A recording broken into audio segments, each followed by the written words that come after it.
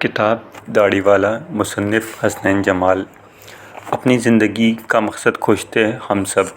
فقیر بڑے دور دراز انسانی رشتوں کی پیداوار ہے۔ دادی انڈیا کی تھیں، دادا پاکستان سے تھے، والدہ کا خاندان کشمیر سے آ کے پشاور آباد ہوا، ابا ملتان سے تھے۔ میری زندگی کی ساتھی جدہ میں پیدا ہوئیں، بعد میں کراچی شفٹ ہوئیں، شادی کے بعد ملتان آنا پڑا، پھر ہم دونوں لاہور نکل لیے، تو کل ملا کے 3 نسلوں کا سفر ٹھیک ٹھاک رہا۔ ہم لوگوں کی ساری چھٹیاں پشاور اپنے ننیال میں گزرتی تھیں۔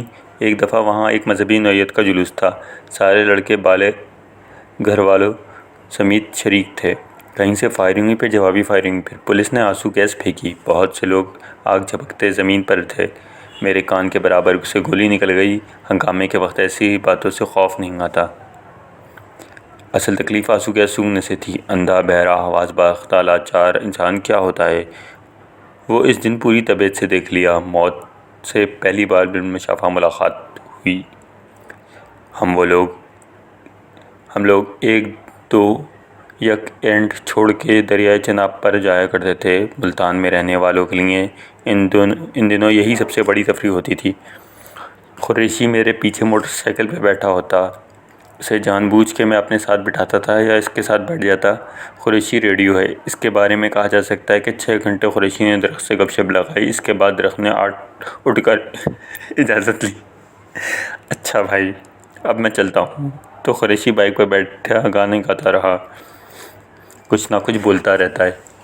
مست ملنگ شہزادہ آدمی، کچھ بھی کرتا، سفر اچھا کٹ جاتا۔ ہم 6-7 لوگوں کا گروپ جب وہاں پہنچ جاتا تو بس وہ کام ہوا کرتے تھے جو دریا میں نہانا یا کھانا کھا لینا، ہر بار کی روٹین تھی، کبھی بھی بوریت نہیں ہوئی۔ ویسے کمال ہے، پتہ نہیں کیوں نہیں ہوئی۔ تو ایک ایسا ہی دن تھا جب ہم لوگ چناب جا رہے تھے۔ اس دن قریشی پیچھے نہیں بیٹھا تھا، وہ کسی اور بائیک پر تھا، میں اکیلا موٹر سائیکل چلا رہا تھا۔ سڑک 2 وے تھی، مطلب ایک ہی سڑک پر آمنے سامنے گزرنا ہوتا تھا، چاہے چناب جائیں وہاں سے واپس آئیں۔ چلتے چلتے سامنے ایک ٹرک آیا، میری رفتار اس وقت اپنی عمر کے حساب سے تھی۔ ٹرک اوورٹیک کرنا چاہا، میں سیدھی طرف سے مجھے موٹر سائیکل نکالی ہے تو سامنے سے ایک اور ٹرک میرے سر پر تھا۔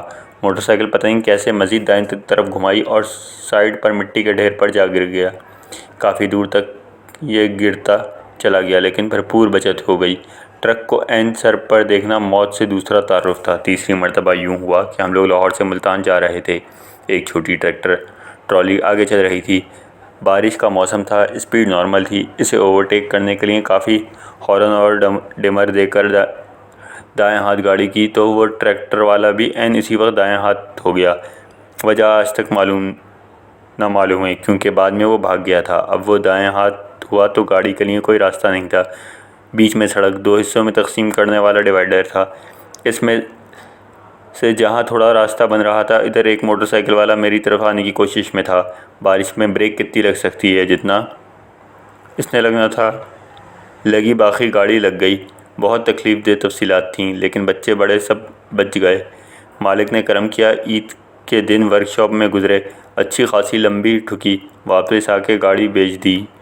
یہ تیسرا ٹکراؤ تھا۔ چوتھا اور ابھی آخری سین یہ تھا کہ لاہور میں ایک جیل روڈ ہے، اس سے ایک براڈگیج روڈ نکلتی ہے۔ اس سڑک پر تھوڑا آگے جائیں تو ڈرگ ریگولیٹری اتھارٹی کا دفتر ہے، بس وہاں کچھ کام تھا۔ صبح 10-11 بجے کا وقت ہوگا۔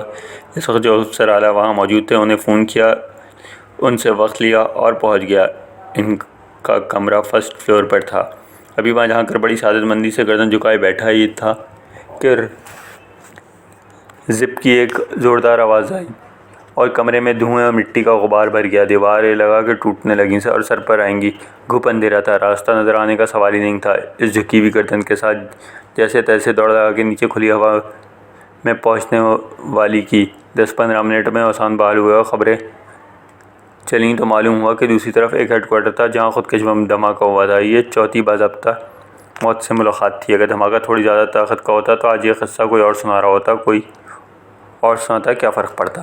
اصل مسئلہ یہی ہے، بہت سر مار کر لیکن کبھی یہ احساس نہیں ہوا کہ قدرت نے مجھے کسی خاص کام کے لیے چن لیا۔ نہ کوئی بزرگ خواب آئے، نہ کسی زندہ بابے نے کبھی ہاتھ پکڑ کر کاغذ پر رخا لکھا اور میرے سامنے آیا اور گرا کے جیسے کوئی غیبی پیغام لکھا ہوتا ہے۔ کسی عالم نے بھی کوئی اشارہ نہیں دیا، کچھ بھی نہیں ہوا۔ جو لوگ کسی حادثے کا شکار نہیں ہوئے، سیدھی سپاٹ زندگی گزارے جا رہے ہیں. انہیں کیسے یہ فیلنگ آ جاتی ہے کہ they are very chosen ones, یعنی قدرت نے انہیں فلاں مقصد کے لیے منتخب کر چکی تھی. پھر وہ اس عظیم ترین مقصد کی تلاش میں لگ جاتے ہیں اور پھر ان میں سے بہت زیادہ تعداد ان کی نکلتی ہے جو دوسروں کو بھی اس عظیم ترین مقصد کی طرف کھینچ رہتے ہیں. ایسے کس طرح ہو جاتا ہے؟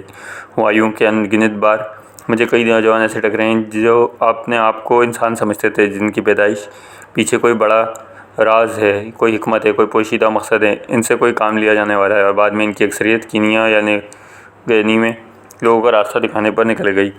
میرے سامنے ایسا کوئی آفاقی مشن نہیں ہے. میں اگر 4 حادثوں کے بعد زندہ رہا تو یہ سوچنے پر مجبور ہوں اس وقت مر جانا زیادہ سود مند تھا یا آج تک زندہ رہنے کا فائدہ زیادہ ہوا. حساب لگانا تو فی الحال فائدہ نظر آتا ہے، لانگ رن میں شاید نقصان زیادہ ہو. انسان بہت کمزور ہے، وہ کوئی بھاری چیلنج قبول نہیں کر سکتا. بجائے اپنے آپ کو مشکل میں ڈالنے کے لمبی خواہیاں اٹھانے کے یہ کیوں نہ سمجھ لیا جائے بابا جی جتنی گزر گئی اچھا ہو گیا، جتنی رہ گئی وہ بھی ایسے ہی گزر جانی ہے. سکون سے چلتے جاؤ، جہاں وقت آئے دم دے دو. تو اپنی زندگی کا بہت عظیم مقصد تلاش کرنے والے بھائیوں، زمین پر آ جاؤ. ماں باپ نے پیٹ کاٹ کر بڑھایا ہے کہ بیٹا کوئی نوکری شوکری کرے، 4 پیسے لائے. بیٹا جوان کا بچہ میری طرح کا فلاسفر نکل آتا ہے اور پھر وہی آنیوں جانیوں کا شکار ہو جاتا ہے. دیکھیں دنیا ایک اکائی کی اہمیت کوئی نہیں، بہت سے انسانوں کا مجموعہ ہے. اگر سارے کے سارے پیدائش کا مقصد تلاش کرنے لگیں گے تو بایولوجیکلی پروسیس کو لاجیکل پروسیس میں تبدیل کرنے والا سین ہو جائے گا. ہم سب عام سے لوگ ہیں. جس طرح کبھی ہم اونچی عمارت سے شہر کو دیکھا جائے تو دور دور تک پانی نیلی پلاسٹک والی ٹینکیاں نظر آتی ہیں، ہمیں کوئی ایک ٹینکی کسی دوسری ٹینکی سے الگ نہیں دکھتی. بس ویسے ہی ساری مخلوق ہے، سارے ایک جیسے ہیں. جو کام کر رہے ہیں اسے پوری توجہ سے کرتے رہیں، خود بخود راستہ بن جائے گا. مقصد وغیرہ ہوائی باتیں ہیں، ان میں جتنا الجھیں گے اصل زندگی اتنی بے رنگ بے مقصد ہوتی جائے گی. باقی جو مرضی کریں، اپنا کام تو ایویں صلاح دینا تھا. ایک فکری دعوت. ابھی کالم لکھ کے ہٹا تو دیکھا کمبل ایک سائیڈ سے جلا ہوا ہے. رات کسی وقت بجلی کے ہیٹر پر جا پڑا ہوگا. ہٹ کیسے ہو گیا؟ تو کیا یہ 5ویں دفعہ ہے؟ اوہ نو! کوئی مقصد بھی لب دیو لوگوں.